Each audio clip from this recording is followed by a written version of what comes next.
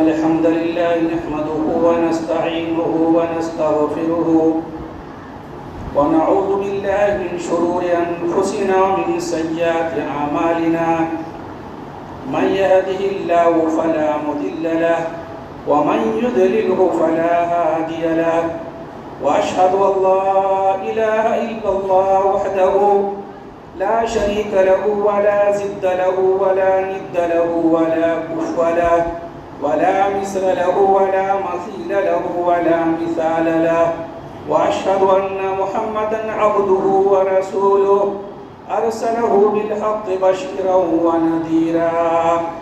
أعوذ بالله السميع العليم من الشيطان الرجيم. بسم الله الرحمن الرحيم.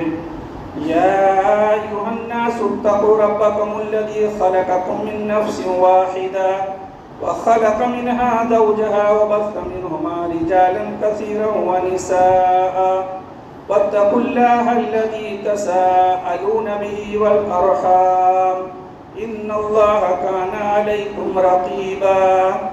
يا أيها الذين آمنوا اتقوا الله حق تقاته ولا تموتن إلا وأنتم مسلمون. يا أيها الذين آمنوا اتقوا الله وقولوا قولا سديدا يصلح لكم أعمالكم ويغفر لكم ذنوبكم ومن يطع الله ورسوله فقد فاز فوزا عظيما. أما بعد فإن خير الحديث كتاب الله وخير الهدي هدي محمد صلى الله عليه وسلم وشر الأمور محدثاتها وكل محدثة بدعة وكل بدعة ضلالة وكل ضلالة في النار. أعوذ بالله السميع العليم من الشيطان الرجيم. بسم الله الرحمن الرحيم.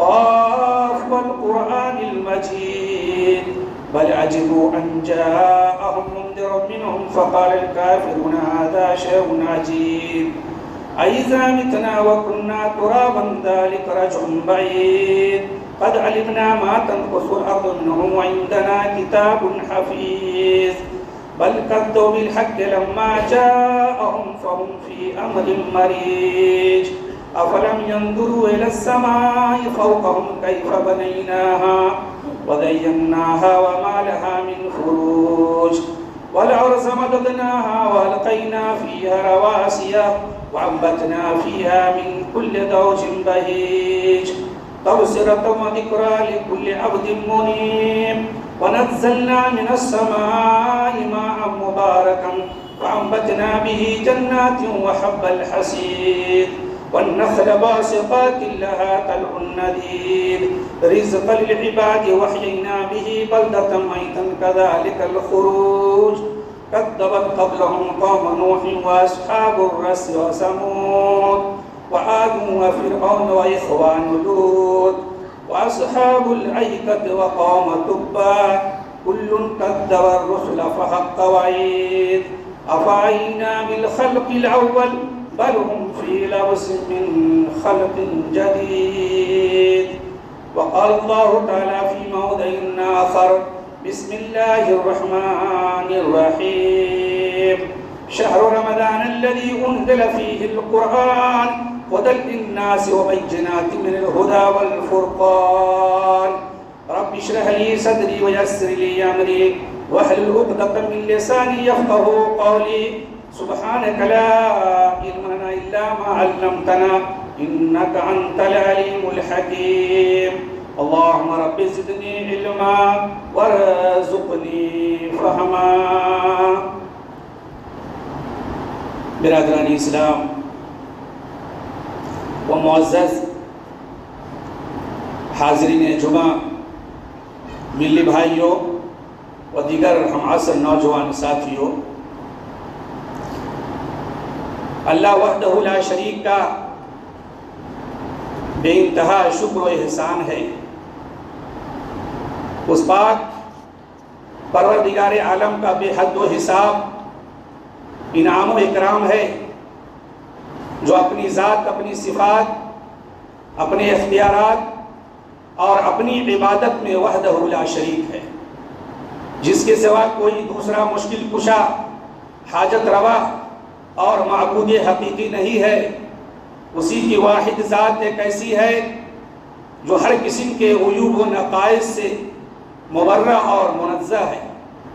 بعدہ درود و سلام کو نزول ہو جملہ انبیاء کرام و رسول علیہ السلام و تسلیم پر، خصوصاً انگنت اور بے شمار درود و سلام کا نزول ہو اللہ کے آخری پیغمبر، صاحب حوض کوثر، شافع محشر، سید البشر، سید الاولین والآخرین، شفیع المذنبین، حضرت محمد مصطفیٰ صلی اللہ علیہ وسلم کی ذاتی گرامی کے اوپر، جنہوں نے بڑی محنت و مشقت اور قد و کاوش کے بعد اس دنیا کے اندر ہدایت کی روشنی پھیلائی اور حق و باطل سے، نور کو تاریکی سے اور ہدایت کو ضلالت سے چھانٹ کر کے نمایاں کر دیا۔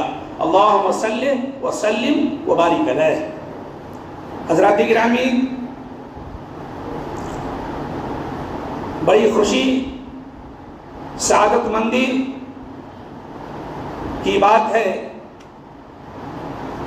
کہ ابھی ہمارے اوپر رمضان المبارک جیسا عظیم الشان، محتم بالشان،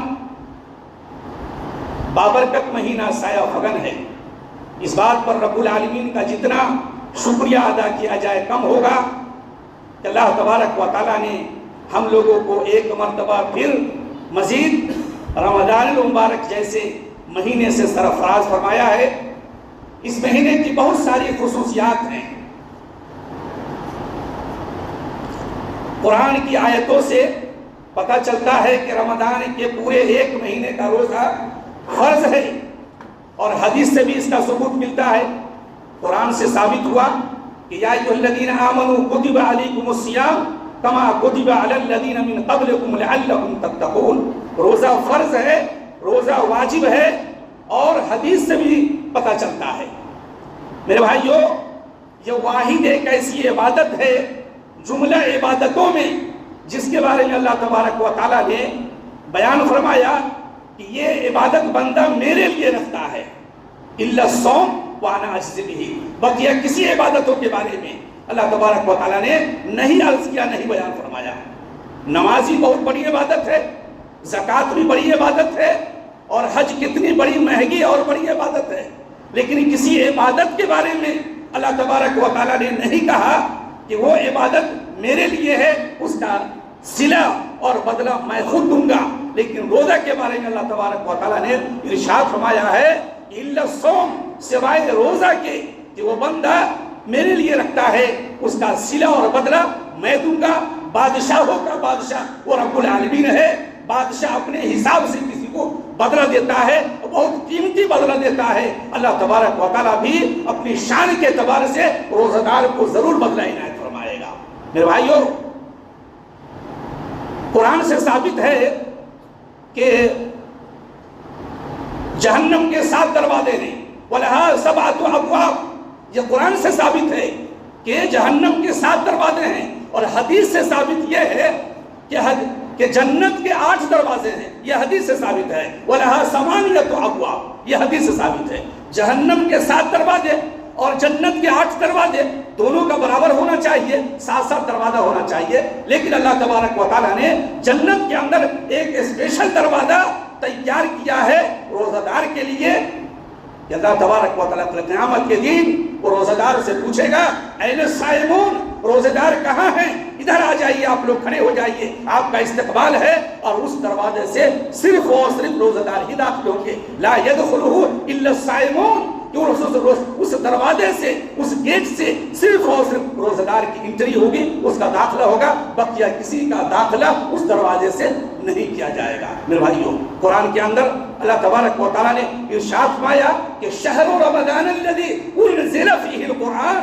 کہ رمضان ہی وہ مہینہ ہے جس کے اندر قرآن نازل کیا گیا۔ آپ سیرت کا مطالعہ کریں گے، قرآن حدیث کا مطالعہ کریں گے تو رمضان کے تعلق سے یہ پتہ چلے گا آپ کو کہ رمضان کا، لیلۃ القدر کا اور قرآن کا بہت گہرا ربط و ضبط ہے۔ 12 مہینے ہیں، قرآن سے ثابت ہے، لیکن ان مہینوں میں سب سے بابرکت مہینہ، سب سے محترم بالشان مہینہ رمضان کو قرار دیا گیا۔ کیوں؟ لیلۃ القدر اس کے اندر ہے۔ لیلۃ القدر کی بھی فضیلت بہت ہی زیادہ ہے، اور لیلۃ القدر ہی کے اندر اللہ تبارک و تعالیٰ نے قرآن کو نازل فرمایا ہے، اور قرآن کے نزول کی وجہ سے اللہ تبارک و تعالیٰ نے رمضان کا اتنا اونچا مقام عنایت فرمایا ہے۔ قرآن کے نزول سے متعلق اللہ تبارک و تعالیٰ نے کہیں پر اِنَّا أَنزَلْنَاهُ فِي لَيْلَةِ الْقَدْرِ، اس معنی کی اور بھی بہت ساری آیت ہے، قرآن کے اندر بہت ساری آیت ہے کہ ہم نے اس قرآن کو نازل کیا۔ ایک انزال کا لفظ آتا ہے، ایک تنزیل کا لفظ آتا ہے قرآن کے اندر، دو جگہ تلاوت کرتے ہوں گے تو معلوم ہوگا آپ کو۔ انزال کسی چیز کو کسی جگہ سے ڈائریکٹ ایک بارگی میں نازل کر دینا، یہ انزال کہلاتا ہے۔ اللہ تبارک و تعالیٰ نے قرآن مقدس کو، قرآن مجید کو لوح محفوظ سے ایک بارگی میں نازل کر دیا، سمائے دنیا کے اوپر بیت العزت کے اندر لا کے رکھ دیا، اتار دیا پورے قرآن کو۔ لوح محفوظ سے پورے قرآن کو یک بارگی میں نازل کیا ہے، سمائے دنیا پہ بیت العزت ایک گھر ہے، ایک مقام ہے، وہاں پہ اللہ تبارک و تعالیٰ نازل فرمایا۔ اور کہیں پہ قرآن کے اندر ہے تنزیل من رب العالمین، اللہ تبارک و تعالیٰ نے اس کو بھی نازل کیا۔ تو تنزیل کسی چیز کو کسی جگہ سے کسی مقام پہ تھوڑا تھوڑا کر کے نازل کرنا، یہ تنزیل کہلاتا ہے، یہ تنزیل کہلاتا ہے۔ اللہ تبارک و تعالیٰ نے قرآن مقدس کو بیت العزت سے نبی اکرم صلی اللہ علیہ وسلم کے اوپر 23 سال کی مدت میں جز'اً رفتہ رفتہ تھوڑا تھوڑا کر کے نازل کرتا رہا۔ یہ تنزیل ہوا، یہ تنزیل ہوا۔ میرے بھائیو، قرآن بڑی بابرکت کتاب ہے، بہت محترم شان کتاب ہے، اور اس مہینے کے اندر قرآن کا مطالعہ ہونا چاہیے، قرآن پر غور و فکر ہونا چاہیے، قرآن کی تلاوت ہونی چاہیے۔ سب سے عظیم عبادت اور سب سے عظیم عمل اس مہینے کے اندر اگر کچھ ہے تو وہ قرآن ہے۔ قرآن بڑی عظیم، وہ رات لیلۃ القدر، لوگوں کو کیا پتا ہے کہ وہ لیلۃ القدر کیا ہے؟ قرآن نے کہہ دیا، ادراک نہیں کر سکتے ہیں آپ، پتہ نہیں کر سکتے ہیں کہ لیلۃ القدر کیا ہے۔ لیلۃ القدر تو 1000 مہینوں سے بہتر ہے۔ اس ایک رات کی عبادت کو اگر پا لیتا ہے، کرتا ہے دلجوئی کے ساتھ، یکسوئی کے ساتھ، خلوص للہیت کے ساتھ، ایک اللہ کی رضا جوئی کے لیے، اس کی خوشنودی کے لیے 1000 مہینوں کی عبادت سے افضل وہ رات ہو جاتی ہے، جس کے بارے میں لیلۃ القدر خیر من الف شہر بیان فرمایا قرآن مقدس کے اندر اللہ تبارک و تعالیٰ نے۔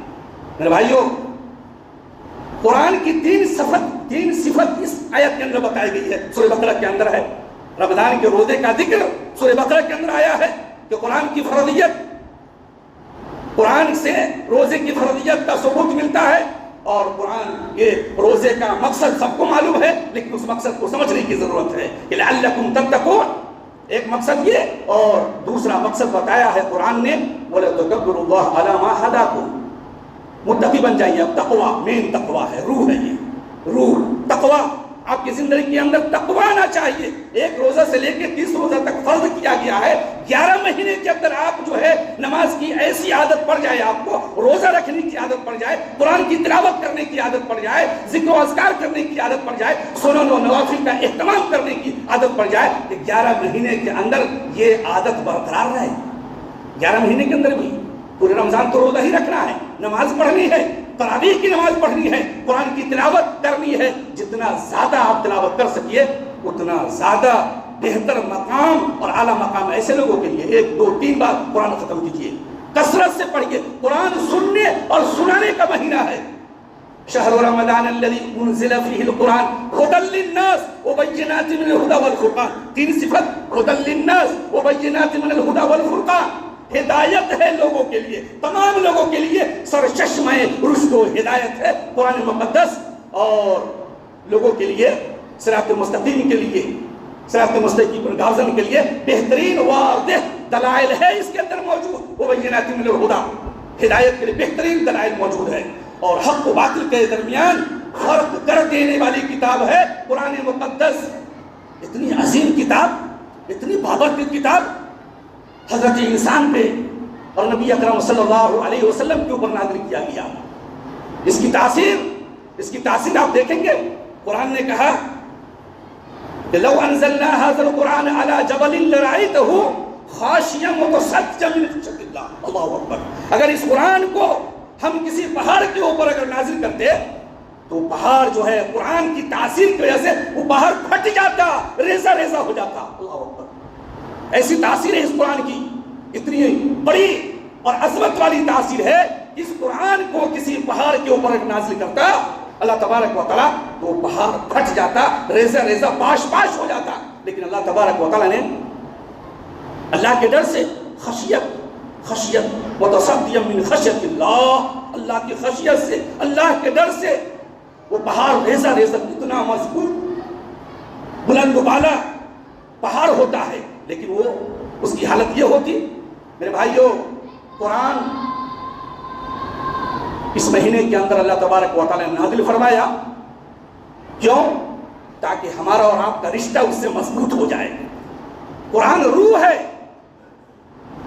قرآن روح انسانی زندگی کی, انسانی زندگی کے اندر قرآن کی حیثیت ایک روح کی ہے. ٹائر ہے, ہوا بھر دیجئے, بڑی بڑی گاڑیوں کو کھینچ کے لے جاتا ہے. لیکن اگر اس کی ہوا نکل جائے, ٹائر سے ہوا نکل جائے, ایک قدم وہ گاڑی اور ٹرک آگے نہیں بڑھ سکتی. بیلون میں ہوا بھرتے ہیں, بلندی کی طرف چلا جاتا ہے, اڑ جاتا ہے. ہوا رہنے پر وہ اڑ جاتا ہے, اور جیسی ہوا نکلتی ہے زمین پہ پڑ جاتی ہے, زمین پہ ہی رہ جاتی ہے, وہ اڑ نہیں سکتی ہے. فٹ بال ہے, گیند ہے, ہوا بھرتے ہیں, ماریے گا تو اوپر اٹھے گا, جتنا ماریے گا اتنے اوپر چلا جاتا ہے وہ. اور ہوا نکل جائے تو کتنا ماریے گا زمین پہ پڑی رہے گی, وہ اڑتی نہیں ہے.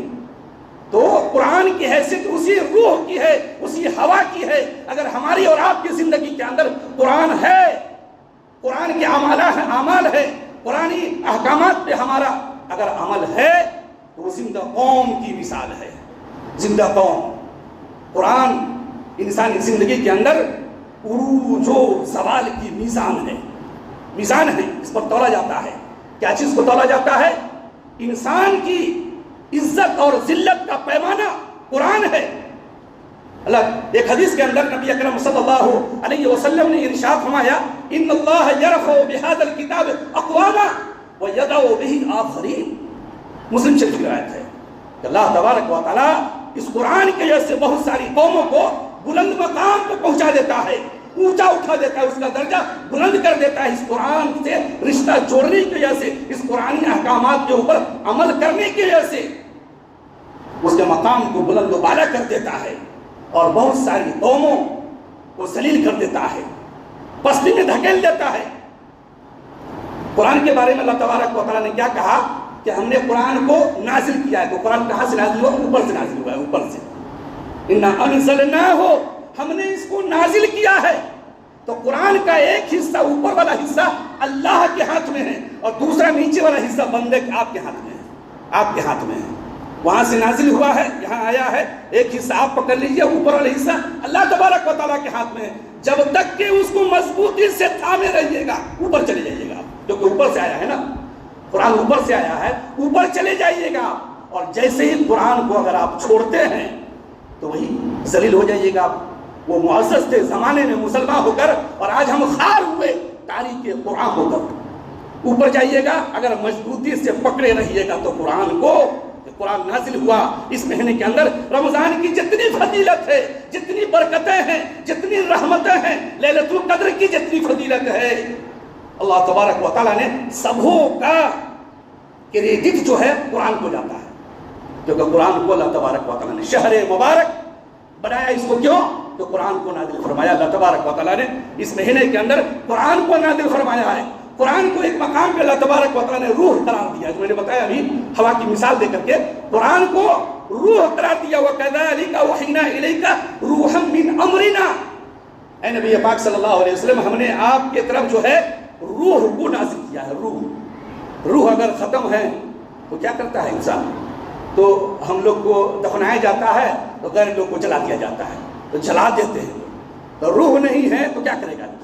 اگر روح ہمارے اندر بھی نہ ہو تو گھر کے اندر کوئی رکھتا نہیں ہے, 1 سے 2 دن کے اندر بدبو وغیرہ ہونے لگتی ہے. کتنوں بڑا وہ ہر دل عزیز ہو, قبرستان جلدی سے جلدی پہنچانے کا حکم ہے میرے بھائیوں. تو یہ بتایا نبی اکرم صلی اللہ علیہ وسلم, ہدی للناس, ہدایت जानते हैं दुनिया के अंदर सबसे बड़ी दौलत क्या है मेरे भाइयों? सबसे बड़ी दौलत क्या है? इज्जत, शोहरत, दौलत, असासा, इक़्तिदार। क्या है? हिदायत सबसे बड़ी दौलत है। नोट कर लीजिए, हिदायत। नबी अकरम सल्लल्लाहु अलैहि वसल्लम चाह करके भी किसी को हिदायत नहीं दे सकते थे। आपके बूढ़े चचा अबू तालिब का कितना सपोर्ट था नबी अकरम सल्लल्लाहु अलैहि वसल्लम से। नबी अकरम सल्लल्लाहु अलैहि वसल्लम तौहीद का मिशन लिए प्रचार करते थे, लोगों को बुलाते थे एक अल्लाह की तरफ, शिरकियात वगैरह से, बिदअत वगैरह से रोका करते थे। नबी अकरम सल्लल्लाहु अलैहि वसल्लम करते थे। दुनिया का एक वाहिद सहारा बचा हुआ था आपका, आपके चचा ईमान नहीं लाए थे। ईमान नहीं लाए थे आपके बूढ़े चचा अबू तालिब। लोगों को पता चला, मक्का के अरबाब अहल वक्त को पता चला, अकाबरीन को पता चला, वो उसका सपोर्टर उसके चचा है। चलो जाकर के उसके चचा को बोलते हैं, अपने भतीजे को समझाइए जरा सा, जो मिशन लेके वो चल रहा है, हमारे माबूदा ने बातल वगैरह को बुरा भला करता है, रोकिए, समझाइए उसको, नहीं तो ठीक नहीं होगा। चले जाते एक मरतबा इसे समझा बुझा करके, लेकिन नबी अकरम सल्लल्लाहु अलैहि वसल्लम अपने मिशन को जारी रखते हैं, काम करते चले जाते हैं। अल्लाह तबारक व तआला की तौफीक से दोबारा वो काफिला, बड़ा काफिला और बड़ी तादाद लेके चलाता है। ज्यादा लोग आ जाते हैं अबू तालिब के पास। का मैंने आपसे कहा था ना कि अपने भतीजा को रोकिए, समझाइए, जो मिशन लेके चल रहा है उसको रोकिए, ये ठीक नहीं होगा, ये आप उसको समझा लीजिए, वरना अब हम कोई दूसरा कदम उठा लेंगे। अबू तालिब मोहम्मद सल्लल्लाहु अलैहि वसल्लम को बुलाते हैं और कहते हैं, मेरे बेटे इस तरह की बात है, लोग आए थे और इस तरह की बात कर रहे थे। नबी अकरम सल्लल्लाहु अलैहि वसल्लम ने कहा कि दुनिया वाले अगर मेरे दाएं हाथ में चांद दे दे और बाएं हाथ में सूरज, फिर भी मैं इस मिशन से रुक नहीं कर सकता, बाज नहीं आ सकता हूँ, इस मिशन को मैं छोड़ नहीं सकता हूँ।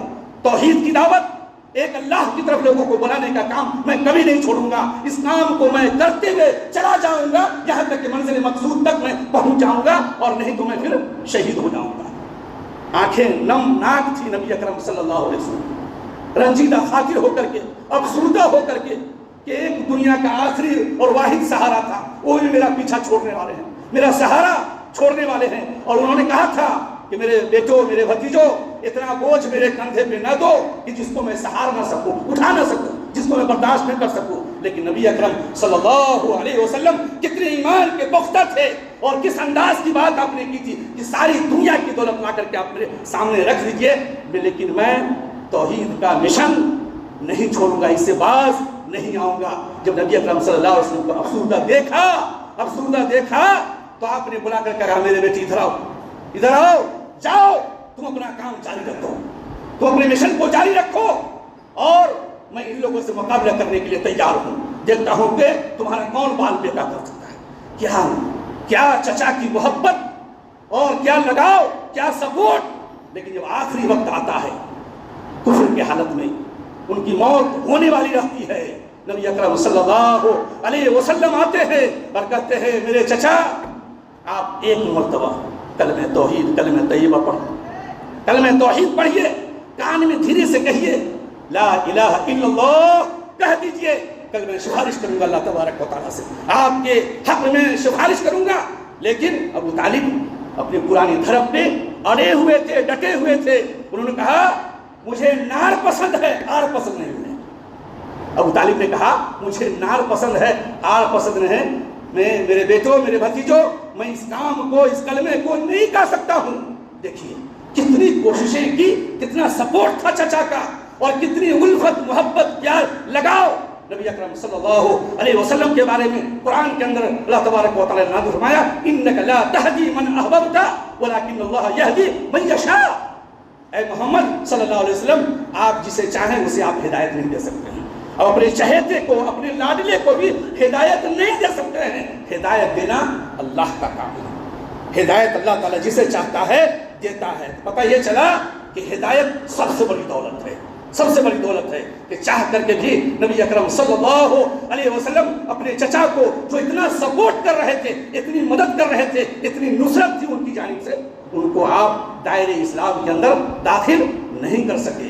ये नबी अकरम सल्लल्लाहु अलैहि वसल्लम की जानिब से ये लगाव था हिदायत का। हुदल लिन्नास व बय्यिनातिन वल फुरकान। मेरे भाइयों, रमज़ान का महीना جہاں بہت ساری خصوصیات کا حامل ہے، تربیت اخلاق کا بہترین مہینہ ہے، اخلاق کو سدھارنے کا، اخلاق کو مزین کرنا، اچھے اخلاق، اخلاق حسنہ، اخلاق فاضلہ، اخلاق حمیدہ سے مزین کرنے کا۔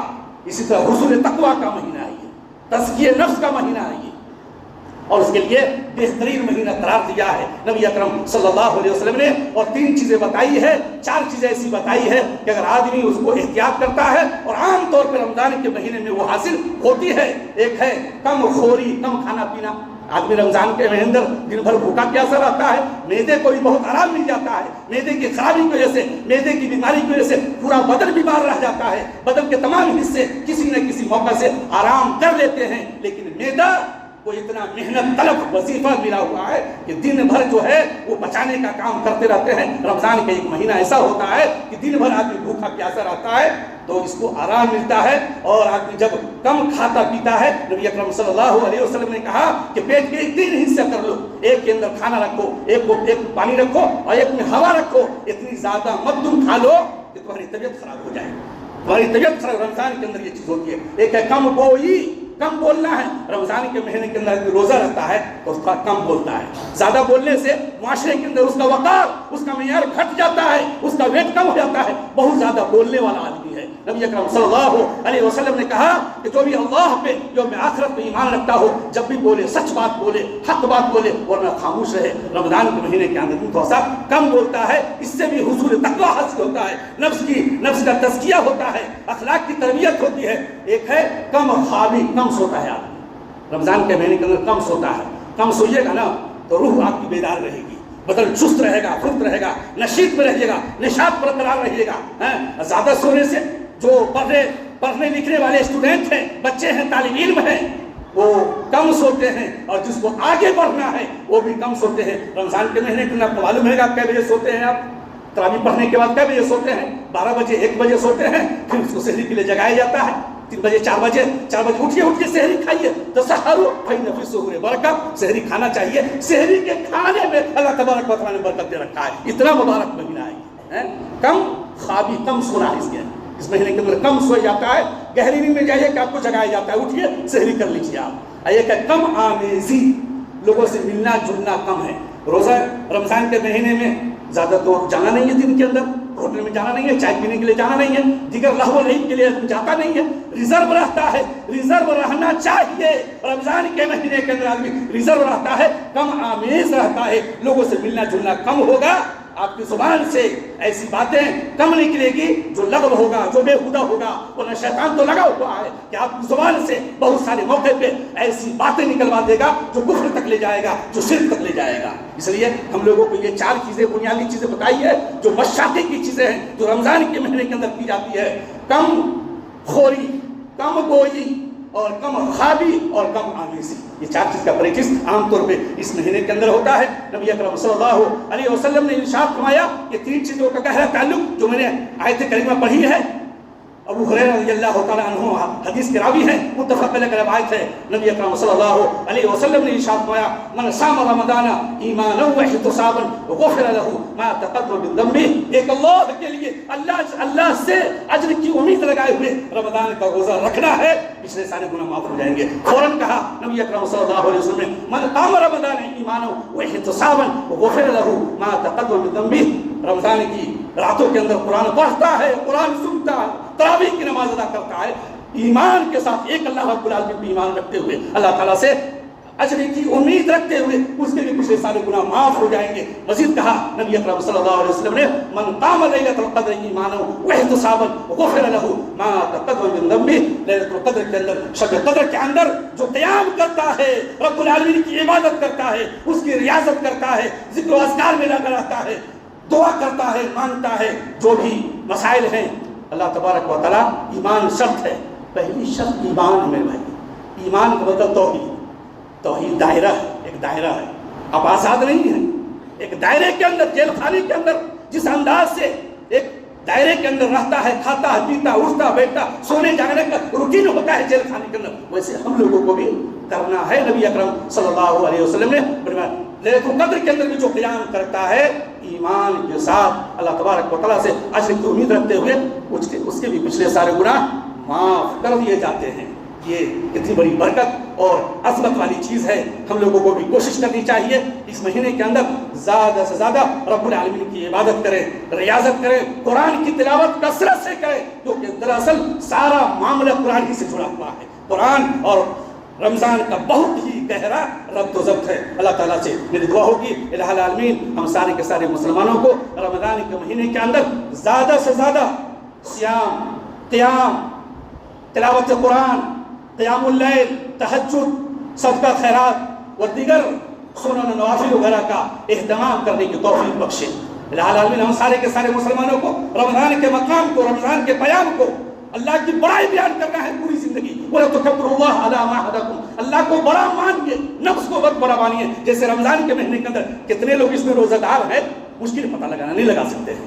نفس کہتا ہے، وہ غسل خانے کے اندر کہہ رہا تھا تھوڑا پانی پی لو، لیکن کہا نہیں میں نہیں پی سکتا ہوں۔ اللہ کو وہاں بڑا مانا، نفس کو آپ نے بڑا نہیں مانا۔ وَلَتُكَبِّرُوا اللَّهَ عَلَىٰ مَا هَدَاكُمْ، مؤذن اذان دیتا ہے اللہ اکبر، جواب دیتے ہیں آپ نماز کے لیے نہیں آتے، آپ نماز کے لیے نہیں آتے، کیسے آپ کہہ رہے ہیں کہ اللہ سب سے بڑا ہے؟ آپ جھوٹ بول رہے ہیں کہ آپ کہہ رہے ہیں کہ اللہ سب سے بڑا ہے، نفس کی بات مانتے ہیں۔ آپ نے اللہ کو کہاں بڑا مانا؟ اللہ کو اگر بڑا مانیے گا نماز کے لیے آئیے گا، دوڑ کے آئیے گا، پہلی صف میں آئیے گا، نماز کی 5 وقت نمازوں کی پابندی کیجیے گا۔ الہ العالمین ہم سارے کے سارے مسلمانوں کو 5 وقت نمازوں کا اہتمام کرنے، رمضان کے روزے اور دیگر عبادتوں کا اہتمام کرنے کی توفیق بخشے۔ جب تک زندہ رکھے الہ العالمین، سچا پکا مسلمان بنا کے زندہ رکھے، جب خاتمہ فرمائے توحید کے اوپر، سنت رسول کے اوپر خاتمہ فرمائے۔ الہ العالمین ہم لوگوں کی جو بھی حسنات ہیں، جو بھی نیکیاں ہیں، الہ العالمین اس کو قبول فرما لے، اور مزید حسنات نیکیوں، جو نیکیوں کا سدا بہار مہینہ ہے، زیادہ سے زیادہ نیکیوں کو